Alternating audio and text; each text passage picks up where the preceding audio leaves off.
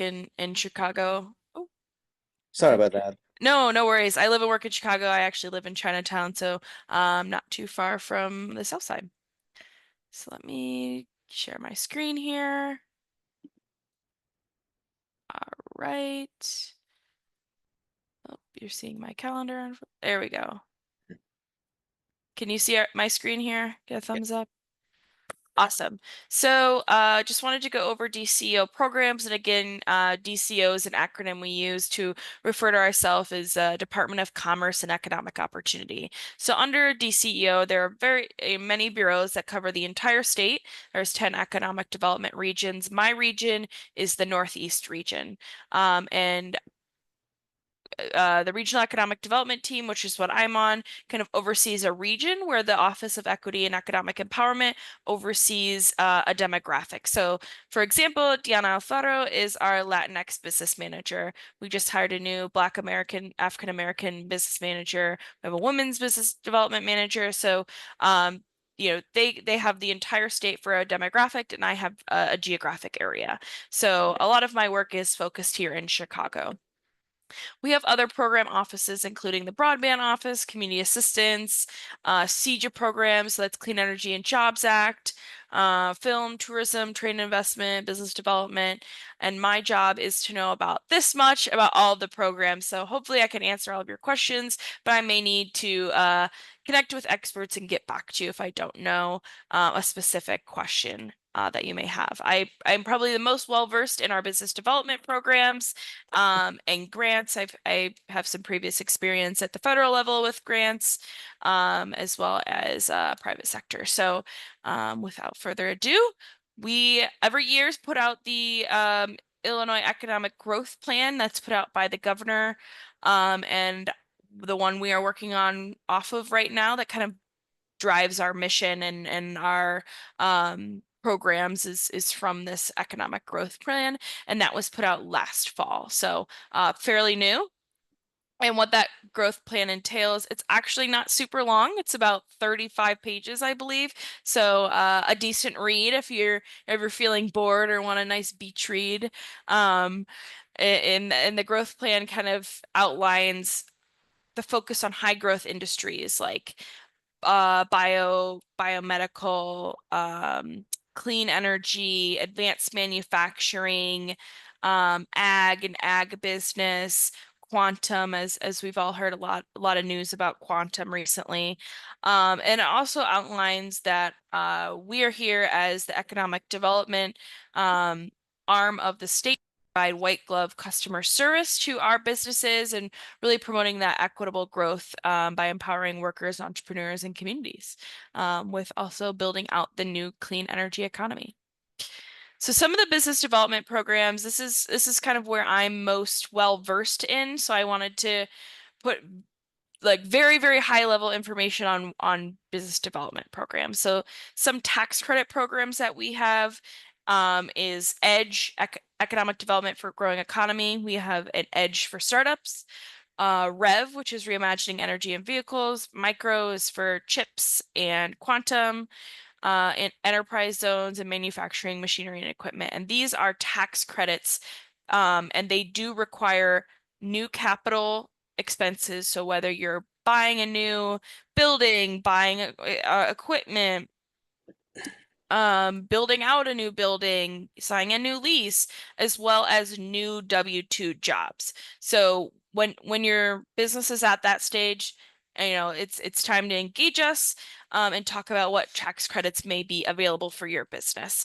It is sector specific, so we do not incentivize service-based industries. So I kind of think of that as any job that I could call up and get a service, whether that's a mechanic, a plumber, a bartender, a restaurant. Those things are all service related. We still love them. We just can't offer these specific tax credit programs. We also have programs for startups, so EDGE for Startups, that tax credit program, and that's for startup companies that are not yet profitable under 10 years, in in business and that are ready to invest that capital investment and create jobs. Invent Illinois is a direct equity investment program that's funded through the U.S. Treasury Department, and that is available. There's an interest form that you can fill out online. We have really awesome program managers.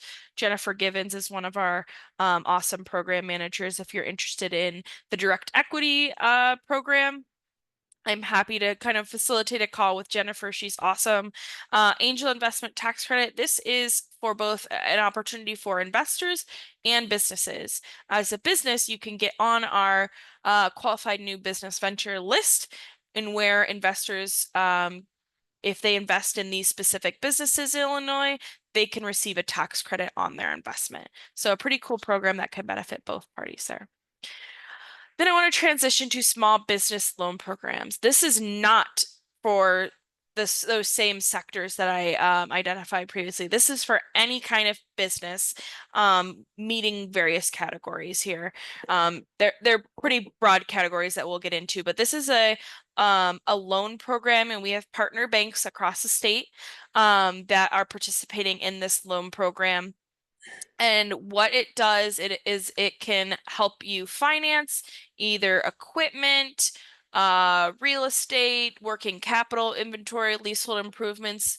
It's a really great resource. And here is some of the examples that you can fund with this program, which is, real estate, inventory, working capital, like I just said. You can also refi a higher interest rate that you currently have if you need to lower your interest rate. And what the use of this funding is for is to address those obstacles that hinder businesses from securing financing. We know capital is very important, especially for small businesses or startups. So if you're having a low credit score, negative net worth, lack of cash flow, these are they, traditional lending sources wouldn't disqualify you for, or maybe not have a great interest rate. These are opportunities that can help you with that. And we know, as I'm not a business owner, but I hear lots of stories that business owners, of course, they're pouring their own money into their businesses as well. So it's nothing against the business owner if they have a low credit score. We know being a business owner is no easy feat, and I commend you all for doing that. Some of the eligibility criteria, like I said, it's not sector specific. You just need less than 750 employees, but in my eyes, that's a pretty large company. What we qualify as a very small business at the state is 10 or under, but as long as you've got 750 or less, you're eligible for this program. You operate in the state of Illinois, you're in good standing with the Secretary of State, there's no back taxes, and then no bankruptcies, judgments, or liens in the past 5 years. So that is the general eligibility for the program. And then we have two different buckets for this program. We have a standard and a SETI. And what SETI is socially and economically disadvantaged individuals. So this would be the business owner 51% or more that identifies as a person of color, rural resident, English, limited English proficiency, LGBTQ plus, a woman. The list is quite long. I'm happy to get you the actual list, or if you have any questions, if you may qualify for this. It's all self-certification. So it's not like you need to have your minority business enterprise certificate or a women business certificate or anything like that. You do not need that for this program. So if you are in the SETI or socially and economically disadvantaged individual, very similar participation, $2 million max, 7-year term.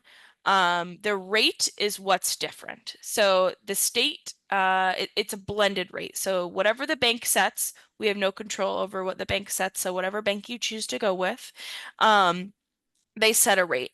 Again, I know nothing about current bank rates, but for examples, I'm just going to use a 10% loan rate just so we can all understand kind of how this works. So if you're in the standard program, the bank comes in at 10%. We would come at 2% lower than the bank, so that's 8%, and then we blend it and get the median of 9%. So it would knock you down a percentage that you would get from just a whatever the bank is offering as their fixed rate. And then if you're in the SETI category, your state's half of the interest rate would be 2%. Let's use that same example, 10%. We blend that, that's all the way down to 6%. So it takes it from 10 to 6, which is, in my eyes, 4% is a lot. And then there is some job creation component. We only ask that one full-time job should be created or retained. So if you are the business owner, you're the only one at the business, retaining your job would count as this. For each $50,000 that the loan is for the standard, and 65,000 for the SETI. Also wanted to bring up a different loan, works very, very similar to the one we just talked about. This one is through our Illinois Finance Authority, the Climate Bank. Illinois' Climate Bank is actually nationally recognized. I believe all 50 states now have climate banks, but we have had one for a while and are doing some great things. So with this program, this is for projects specifically in that clean energy sector. And the reason I bring this up is I oftentimes get questions of, hey, I'm a business owner and I want to install an EV charging station. What kind of funding can help me with that? This would be an opportunity for that. These are just a few eligible projects. If you have anything that you think may qualify, feel free to reach out. For this, again, it's very similar. There's a standard and a SETI, socially and economically disadvantaged individual, kind of two buckets, 7-year term, $2 million max. But for the standard, the state's half is that 2% fixed rate. And then for SETI, it's 1%. So this one's even lower than the previous one, but it's, again, specifically for those clean energy jobs. And again, as you can see, SETI or they look at VSB, and VSB is very small business. That's 10 employees or less. So if you do not identify as socially and economically disadvantaged, but you do have less than 10 employees, you may be eligible for that 1% state's half. So pretty cool. Grants. I know we get lots and lots of questions about grants. What's out there? What's coming? So I just kind of wanted to level set with everyone about grants and talk about kind of what to look for, what to do. So DCEO, or my department, has a website that you can look up at any time. It's publicly available, and I linked it to this PowerPoint, so you can click on it. I can share it with Sunshine after this, that you can click, and it shows you what's available, and it'll tell you when the closing date is, and we are very firm on the date. So if it's, a closing for a grant is August 6th at 5 p.m. and you click submit now, too late. They're not going to look at it. It must be submitted by that time. So that is an opportunity to continue to kind of maybe weekly look at the grant resources, get on newsletters, whether it's for regional economic development, which is really Chicagoland focused, or OMIA for minority businesses. And how to apply for funding. So once you click on that website, this is what comes up. You're going to see various grants, and then you'll see the description and deadline. So that'll help you. There's also this side tab here that helps you with any sort of grant trainings, videos, resources that you may need. So that is a really good spot, honestly. If I get a question I don't know from somebody, I will go to this page and I can usually find the answer to it. So I use it just as much as you may use it. It is really a great resource. The subject matter experts have put these resources together. So on this web page that was linked on the previous slide, these are exclusive grants to DCEO. So these are DCEO grants. There are grants for other both federal and state offices. This one's just talking about DCEO. So again, it'll show you the grantee resource, a program title, description, and deadline. Some key requirements. Some key requirements for state grants would be registering in the GATA grantee portal. And what that is Government Accountability and Transparency Act. This is free to do. All and any businesses should do this. It's the only way that you if you ever get a grant from the state, you must be registered in this portal. So we always recommend do it early, do it often, even if you don't see a grant that looks like it's going to fit your entity, whether it's a business or nonprofit right now. You want to register, so if something comes up, you can focus on that application versus this paperwork. It does take some time. You must also have a sam.gov registration. And that is also free to do as well. So if you take anything takeaways of what is my next steps, I would say get registered with sam.gov and the GATA grantee portal. And these links here also have how-to guides that walk you through exactly what that looks like on how to register your business or entity with the GATA. If you would like additional information about that, you can also contact your SBDC to help you walk through the GATA training as well. All right, some other requirements for a state grant. The most important thing I think about is when a company or a nonprofit comes to me and says, "Hey, do you have any grants for me?" Well, the best thing to do, go to that website and look through anything that your type of entity is eligible for. So even if it's the perfect opportunity for you, but the only applicants that are eligible are municipalities. As a for-profit business, if you're not a municipality, you're not eligible. So looking at eligibility of who the applicant can be is a great first step in reading those grant descriptions. They do have audit requirements. They have tax implications. This is not to scare anyone. It is just to kind of level set that it's not just a blank check from the state. There are going to be some work that comes along with a grant. There's going to be an application you have to fill out. So although it is, money from the state, there will be some requirements on your end as well. And then just some helpful tips to prepare for a competitive grant proposal. A lot of the grants that we have are competitive. So it's a pool of all the applicants together, and you get ranked with a bunch of other applicants, and whoever has the top rankings would receive likely to receive the grant. So there's never any guarantee that you get the grant, but it is free money, so it doesn't hurt to apply. A Oftentimes you are not required to have a grant writer. If you have a grant writer on staff, of course, that's wonderful. A lot of businesses don't, which is totally fine. I know a lot of business owners wear multiple hats, so you may be running many things and also being the grant writer. That's okay. CDBG is a program that's just for municipalities, so this would not really affect a lot of people on here unless we've got some municipalities. They do require a grant writer. 99% of programs don't. And it will say that in the grant description if it requires a grant writer. Again, don't wait till the last minute. If it's due on August 8th, I would suggest to submit it a few days early, or, you never know when you're going to have computer issues or Wi-Fi issues or whatever that is to submit your application. And if you are a minute late, you will not qualify. All grants go through merit review process. So assuming the reviewer knows nothing about your community, your organization, or your project. So providing those good details in the application. And so to give you an example, I often serve as a merit reviewer. Of course, I have a full-time job with the state, but we oftentimes get asked to volunteer as merit reviewers for these grants that come up because we don't we're a nimble organization. We use our staff to help us with this. So you may get somebody like me that knows nothing about your organization. Oftentimes I'm reviewing grants that are outside of my region.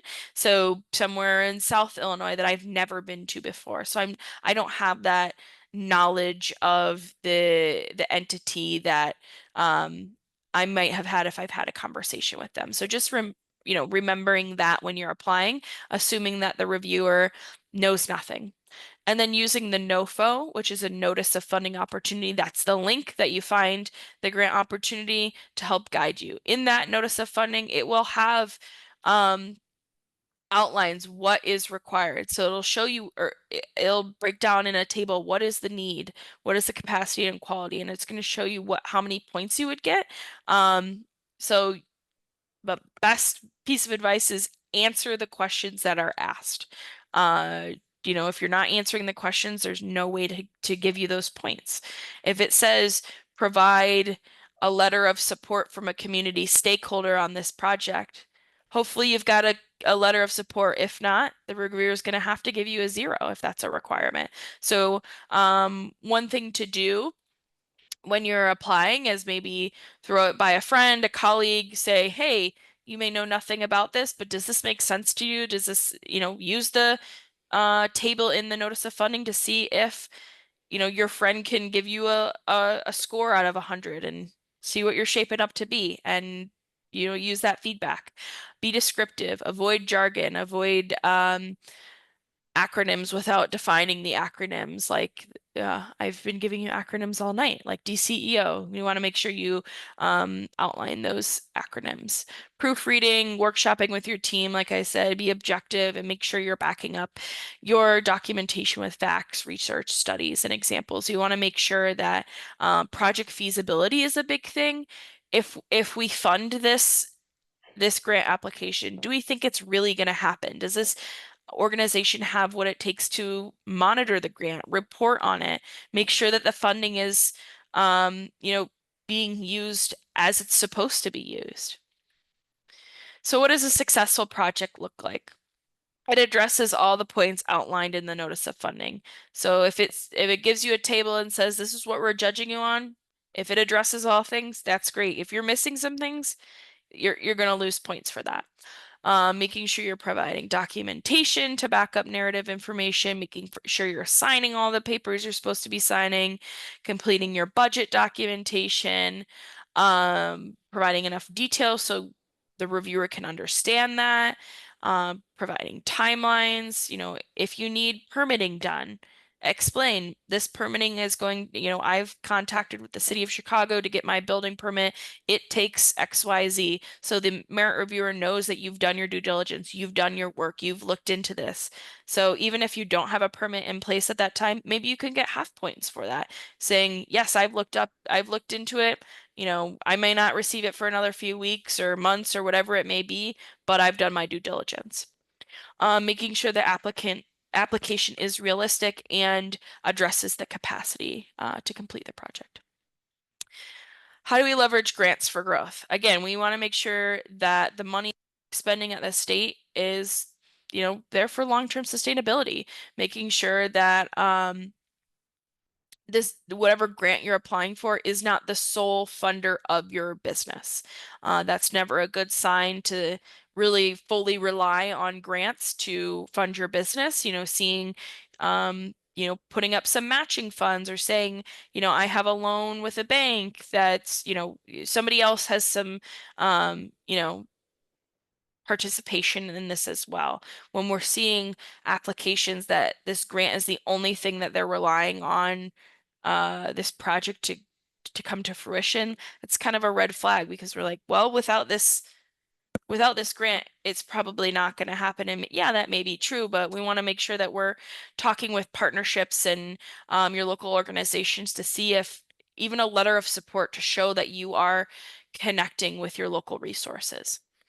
Like I said, we're leveraging with partners, whether it's through your local workforce folks, whether it's through Sunshine, whether it's through your economic development corporation like Lawndale Economic Development, Southside Economic Development. Those are all great partners that you can talk through these things, see if they'll give you a letter of support, and show that whatever project that you're looking to do is going to be impactful to the community and your business. Communication's key, planning's key. We want to make sure that talk early and often. That's what we always say. Because the worst thing somebody can say is no. Just reflect on what works and what didn't. And even if you didn't get a grant the first time, that doesn't mean you can't apply years, following grant cycles, different ones, the same one the following year. It's totally allowable. Again, not waiting till last minute, making sure you don't submit applications via email. There will be a link to Smartsheets is what we use to submit grants unless there's another way that they're collecting submissions, but that will all be on that notice of funding that should be clear. My other recommendation is read the entire notice of funding entirety before you go and do an application because then you really want to understand the whole process. What is this grant going to entail? What is going to be required of me? Is it worth what I'm looking for? And if it is, great. Attending technical assistance sessions. Oftentimes, if a grant comes out, we'll hold technical assistance sessions. Reach out to your state rep, whether it's me, Deanna, Markel, Michelle, anyone from OE3 or Team Red. And then we also have a help desk. We have some resources through the Office of Accountability that talks about what requirements are there for for reporting on the grants. Just because you get a grant doesn't mean you're done with paperwork. You've got to report on it. How are you spending this money?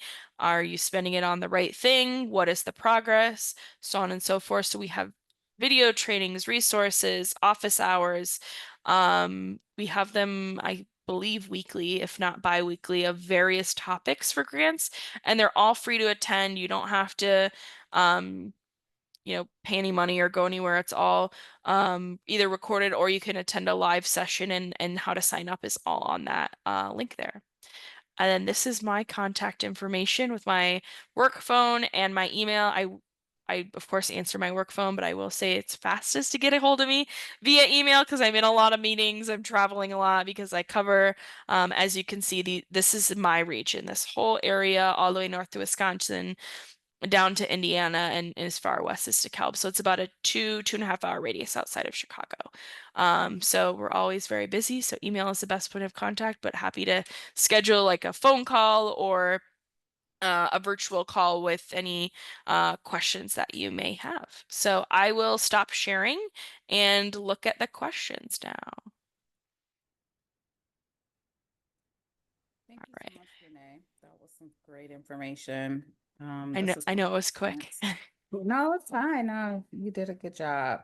But I did have a question for the audience who are here today. Just by the show of hands, how many of you were aware of all those things that DECO offers before attending this workshop? Emoji hands. You don't have to show your real hand. It's okay if you're not, if you weren't aware. Or put it in the comments too. It's just be good to know, hopefully that you all got some good information that you weren't previously aware of, and that this was a workshop that was very helpful for you. Okay, okay, great. Some people say they were not aware. Thank you for those who did comment and share. It's important because at the end of the day, we want to bring information and workshops to you that are useful to you and your business, and that we are providing the right content for you and your business. Um, Also by, I guess, in the comments, if you can let us know how many of you are GATA certified. Do we have any GATA certifiers on the call? One person. Okay, just one person out of 52 people. That's good. That's good to know. So now we probably need to maybe have a GATA certified workshop, right? Because that's why I'm asking these questions so we can better understand what your needs are. And then just the last question is, do people still need to understand what GATA certification is? Um, and how it helped. Well, okay, so we still have some people who needs to understand what it is. Great. So I guess Renee, as you're answering some of these questions, maybe you can also talk a little bit about GATA certification. Yeah, absolutely. So GATA certification, I literally just went into Google and said GATA Illinois. The first thing that pops up is Illinois GATA Grantee Portal. Let me see if I could share my screen here. Hold up. me share this one. Okay. Hopefully you can see this. So I went to the GATA portal, and this is required for anybody who wants a grant. So if you want to sign in, that's where you click. Create an account. Will take you right through here. Create a new account. And it'll register you with, I mean, you'd have to go through this whole thing and do a registration. To try to better answer what it is basically to ensure that you're paying your taxes, there's nothing outstanding on your business that the state has, because we want to make sure that we're giving grants to folks that are in good standing with the state. And as long as you're GATA certified or registered, all you need to do is make an account. And I can share that slide that has the links. There is a how to register guide for GATA. Let's see. There we go. I again just Googled it, and it came up, State of Illinois new user guide, and it will go through what it actually has a definition of, like, a glossary for what an award is, what an awardee is, what does GATA mean, what is a grant agreement. So I mean, it's a long document, it's 25 pages, but it does help, talk about what these things are.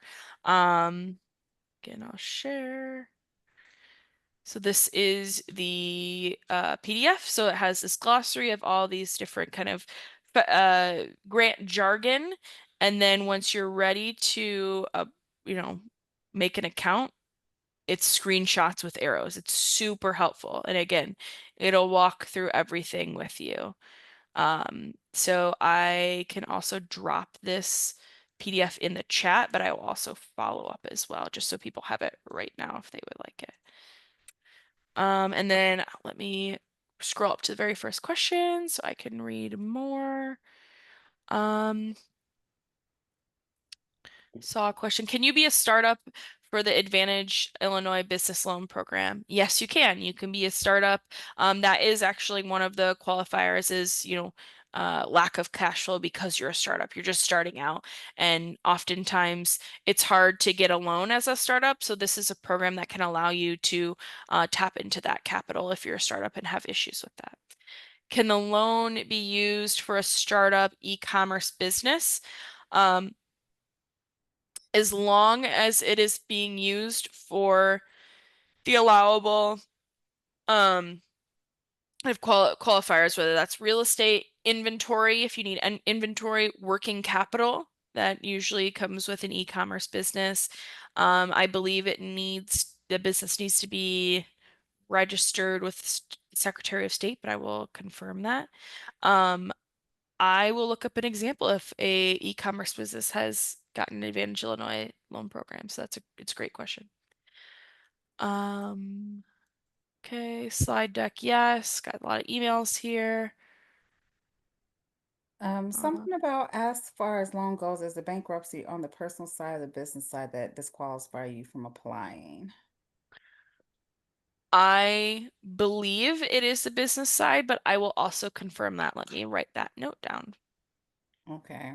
It's a great And then question. I think we can answer questions regarding things being emailed. So one, you have to RSVP to this workshop.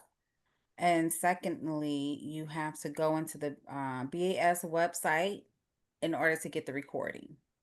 So make sure you go in, you register, go to Sunshine Enterprises homepage. Do one of the drop downs under, I believe it is programs, hit BAS, register, and the recording will be in there. Okay.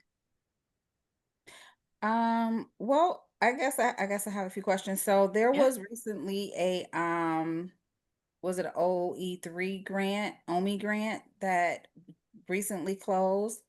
Has that has the winner, not the, yeah, I guess the grantees, have they been announced? Are they done grading? Yes, let me get you the update on that. I just saw it come across my desk this week. Let me pull this up.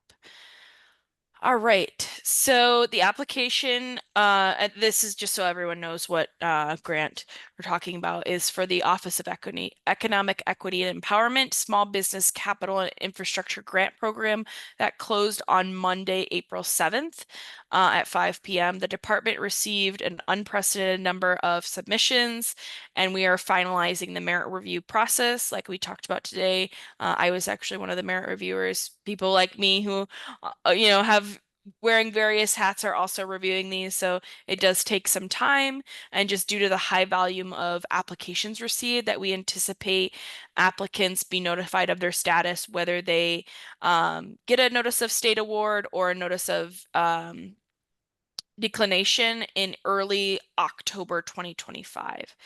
This is an updated estimated timeline and is subject to change, but we're currently estimating everyone to be notified early October. Did anyone on this call apply to that grant or was aware of that grant? You can put in the chat if you were either applied or was aware of the grant. Okay. Oh, wow. Okay. Well, that is definitely something. Okay, somebody was aware but didn't apply. Okay.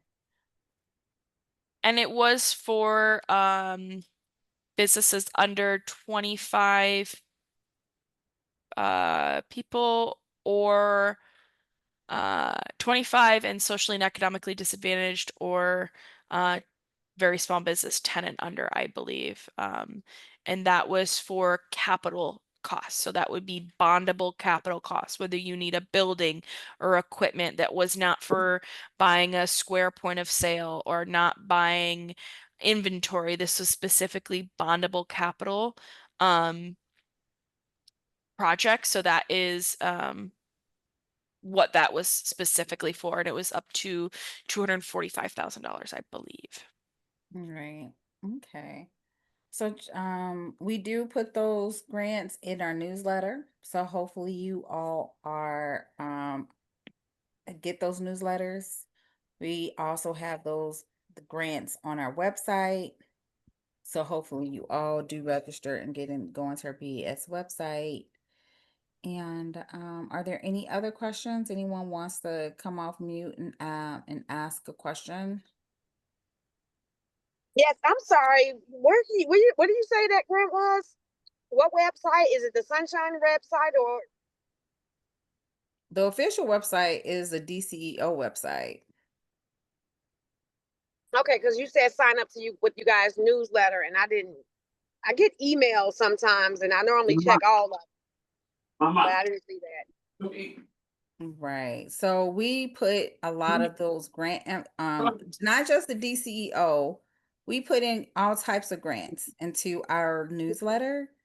And so if you're receiving newsletters, you will also be aware of the grants that are out here through the state of Illinois, just any type of grant. Trisha, I'm sorry, I may be mispronouncing your name. Did you have a question? Okay, maybe not. You're cutting Okay. out, Sandra. Huh? You're cutting out. Oh, am I? I was just asking if that Trisha had a question or not. Does anyone else has a question regarding DCEO OE3? I The believe grants? Antoinette has a Oh, okay. hand raise. Antoinette, unmute yourself if you can. Hi. Hi, good evening. There was some in the beginning, you were saying that we could click on the links that were there. I screenshot it, but could you provide the link in the chat? Because I couldn't it was in the beginning when you started showing slides. And then that was for the link. So for the lady who did the presentation. And then for Yes. Sunshine, I had a question. So Iris, thank you so much. I see it. For this presentation, I just received a text message. So does that mean I'm already registered? No, I sent a text to everybody, but you should have How received it. do I go to register? So just put your email on the chat because you cannot register right Okay, now. I put my email in there already. Yes. Okay, all right. Okay, thank you. That's it.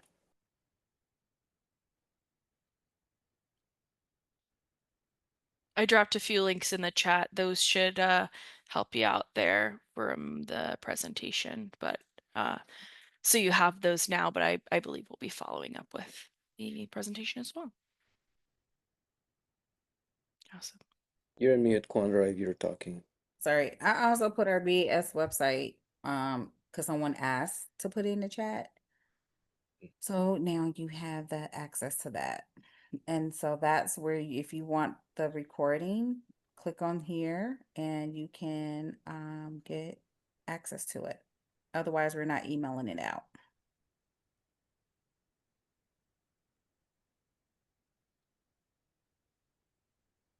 Okay. Is there anyone on this call who's involved in manufacturing? Quanta, Miss Banks, I think I'm saying your last name wrong. I'm sorry. That's fine. You said when we go on the BAS on Sunshine, what is the um area we go to register? I probably missed it. I just want to make sure I'm doing it To right. register for this workshop? Yeah. I believe one said it's too late to register. Just put your email in the chat. Is that correct, Juan? Yes, just put your email in the chat and I'll send it to you. He will send the deck. I believe you said you're going to share the deck, Renee. Mhm. But the recording, you have to go onto the BAS website to get it. I had a question. Sure. I just want to know what you meant by involved in manufacturing. So Renee, I believe that's your sweet spot, right, Renee? Yeah. So Manufacturing. yeah, I work a lot with manufacturing companies. I don't know if anyone here manufactures any sort of product or I is thinking about manufacturing a product. That's something I can probably help with, but that's I yeah, that's am my sweet spot. What are you manufacturing? potato chips. Oh, okay. Well, we should connect offline to see what resources we can help with. Just Okay. wanted to highlight the manufacturing machinery and equipment exemption. That is like a one-page form. I can drop it here in the chat as well. It's from the Department of Revenue, and anything that you buy related to equipment, whether it's, a packaging line or whatever that you need for your chips, that should be state sales tax exempt, and that's 6.25% that you'd save. And it's a revenue form that you fill out. It's just one page, it's pretty simple, and you just give it to the seller of the equipment, or submit it via online if you're ordering it online, and they should take the sales tax off and deal with the sales tax at the end. And you don't have to deal with it. Great. Are you going to put that link in the? I sure can. Thank you very much. Absolutely. And Renee, I don't know, and this may not be your sweet spot or your expertise, but did you talk about exports and imports? Ooh, that is not my expertise, but we do have staff at our department that do work with exporting, and so if anyone has specific questions, please send me an email and I'll facilitate an introduction with our exports team. Right. So I And then mentioned because I know we may have some people on who have businesses who may be interested in how they get their goods exported. So there are resources that the state provides. And I think at one point they even provided a grant for exports and imports. So I will drop that in the chat. It's called iStep. I don't manage that one, but I can help with connecting you to the person that does manage it, but I did drop the link in the chat. It's called iStep. It's Illinois State Trade and Export Promotion Program. So it does help fund group trade missions to help export your products. Great, thank you. Thank you.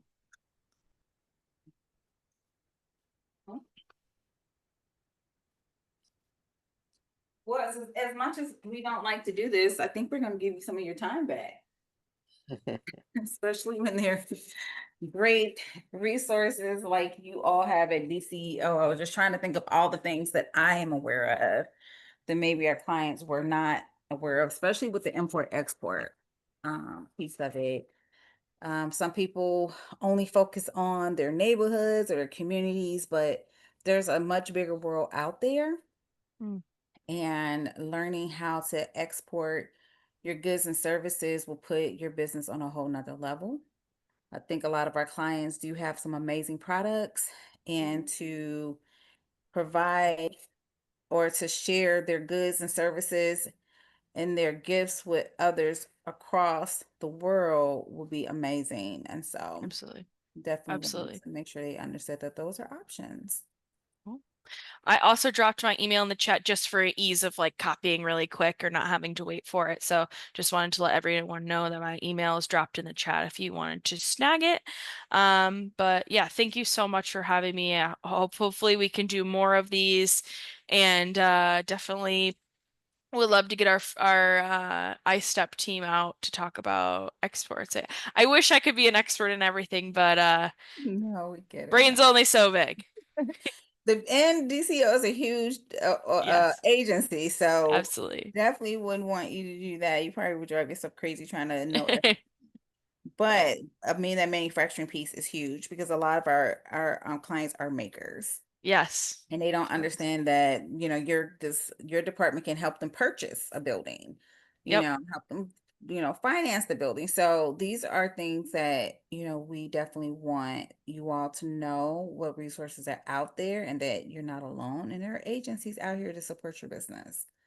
Yeah, and for the manufacturers, I would say the best, first step is that link that I dropped in the chat on the manufacturing machinery and equipment sales tax exemption. It is not retroactive. So if you bought a big piece of machinery yesterday, it's not retroactive, but anything going forward, this includes things like solvents, lubricants, oils that you may need to, keep maintenance of your machines. That's all sales tax exempt, as well as any like safety equipment or PPE. Nice. And we have some food-based businesses too that may want to start manufacturing their cheesecakes. I'm not going to say any names, but I did, see a name come across the chat. So, okay. Well, thank you so much for your time. Quandra, Thank you so. Quandra, really? Really? I'm just You saying. just gonna call me out like that? Slices for my heart gourmet vegan cheesecakes? Really? Hey, the best vegan cheesecakes, the best cheesecakes I've ever had. So, Shameless plug. Thank you, Quandra. This information has been great. Thank you guys so much for providing it. We appreciate you. Absolutely. Wonderful. All right. Well, thank you all. Thank you again, Renee. And we will hope to have you, back soon with more exciting things that you all are doing down there at DCEO. Awesome. Thank you so much for your time, everyone. I appreciate it. All right. Bye. Thank you, everybody. Thank you, Renee. Thanks much. Thank you. Good night. Good night.